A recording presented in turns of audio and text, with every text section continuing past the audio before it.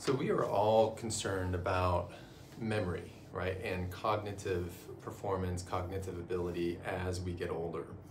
And so there are some established tests, that are neuropsychiatric tests that you can do to measure and test how is your cognitive performance and how is it as you age over time.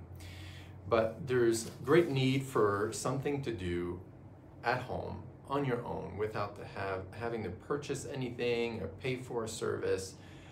We need a simple and easy way to detect early, maybe 10, 20 years prior, early detection of potential Alzheimer's, potential memory loss, potential cognitive decline.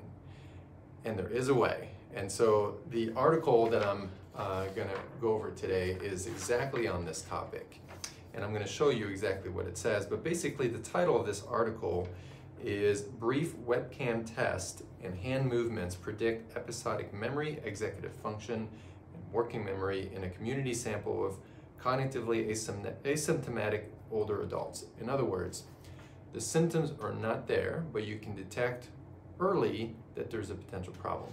The test is actually very simple. You could do that at home, you could do it on your own. It's called a finger tap test. And if you've been into my office, the likelihood is we've probably done this test at some point. But this is really all it is. Here's what we do. So we look at finger tapping, and the instruction is do this as big and as fast as you can. If as you go faster, the tapping gets smaller, that's a positive sign.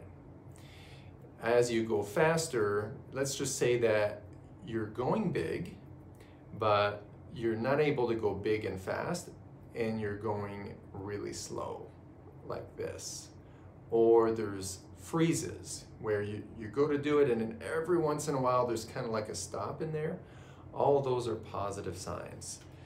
Other positive signs are going to be changes in your face. So if you're doing this, and then your face becomes more like a mask, like it's hard to actually express or to have a normal relaxed facial features.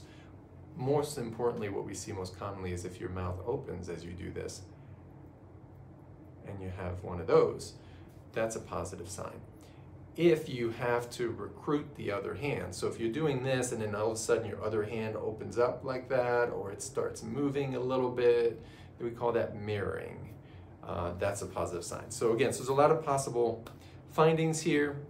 Most importantly, look at how fast and how big you can do it. If you can do it big and fast, that's a really good sign. So I know there's a lot of things that I mentioned here that I threw at you as possible signs, but just start by testing yourself, go big and fast, and do both sides.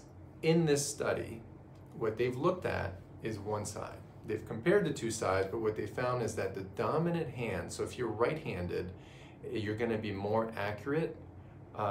It's a more accurate predictor of possible memory loss or cognitive decline or potential Alzheimer on the dominant side. Okay, so if I'm right-handed and I do this with my right hand and I'm finding that it's slowing down, we're looking at a 10-second span of time, okay, 10 seconds.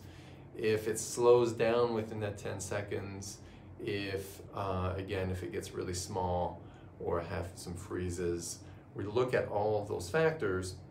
If you have any of those, then there's reason for concern, and you should do something to create that change. This is a test primarily testing the frontal part of your brain, the frontal lobe, and that's what I use it for in the office. And so I like to compare right side and left side, even though there's a dominant side. Ideally, in really most efficient humans, we should have the exact same outcome on both sides, and that would signify that we have a balanced frontal lobe. So again, finger tapping test, strongly recommend test yourself.